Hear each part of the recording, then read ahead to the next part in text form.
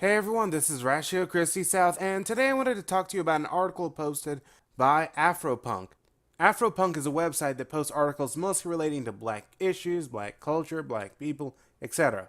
The problem is, what we'll soon find out is that Afropunk seems to be trying to discuss blackness without understanding the history of blackness, as we'll get to in a moment.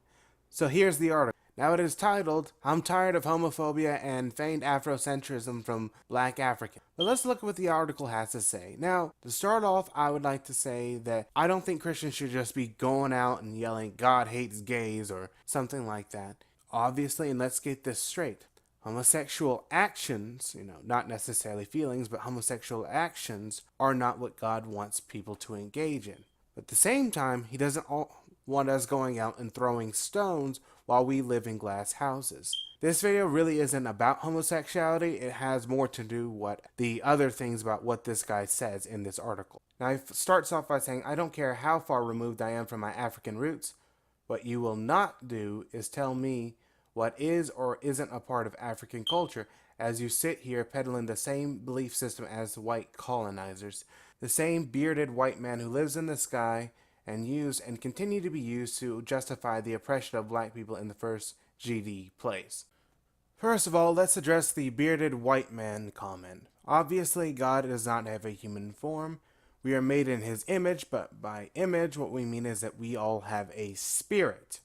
Now, this dude talks a lot about God being used in the past as a justification to oppress black people, and he is right to an extent. Now, while that may have been true, it has also always been used to lift black people up. Nat Turner was a preacher.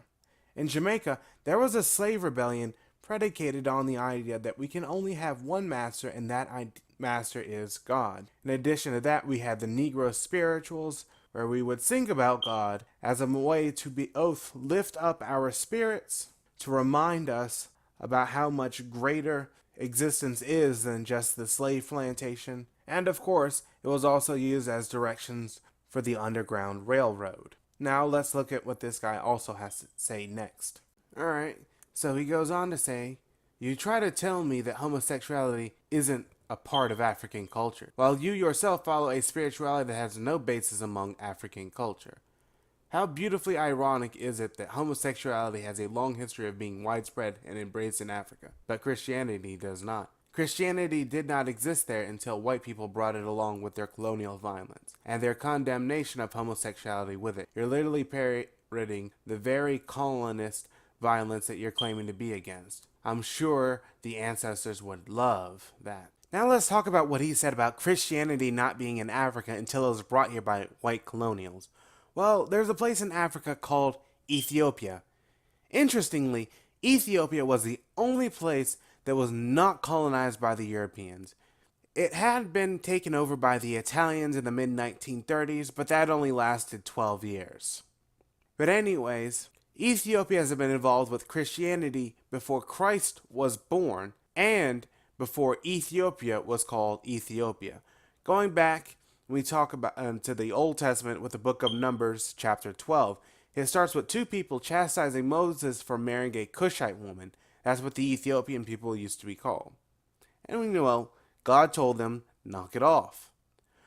We then skip ahead to after the resurrection of Christ, into the book of Acts, chapter 8, where Philip sees the Ethiopian political figure. He was a eunuch. In fact, he was actually reading from the Old Testament from the time, which was an interesting coincidence, I'd say providence. Philip then discusses with the Ethiopian eunuch about that passage, and then proceeds to tell him about Jesus.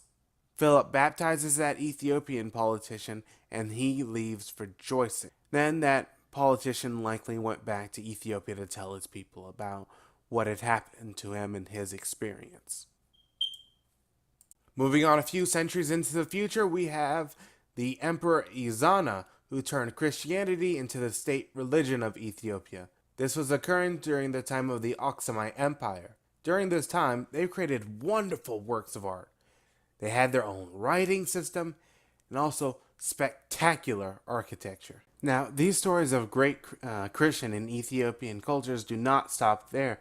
Looking farther, we go on to the Solomonic dynasties around the 12th century. Here, we're going to see these beautiful, beautiful, and just amazing churches carved from stone in Ethiopia. And the thing is, it's not just one church, there's actually several churches, all connected through underground tunnels. Now, Ethiopia wasn't just building beautiful architecture. As we see during the colonial period, Ethiopia was the only African country that was able to fight off the colonizers. During the First Italo-Ethiopian War, the Ethiopians were able to fight off the Italians for 4 years before the Italians finally just gave up and went back to their country. So moving on into present day, Ethiopia is still primarily Christian. The Ethiopian Orthodoxy Church has nearly 40 million members. While that sect of Christianity is still mostly in Ethiopia, it is an international church with churches in Sudan, Israel, Europe, North and South America, and others. Alright, thank you guys for watching this. I hope you've enjoyed it. I hope you've learned something about Christianity or about Africa. If you like this video, please like and subscribe and hit that bell for notifications so when I get more content, you'll be the first to see it. And y'all have a great day.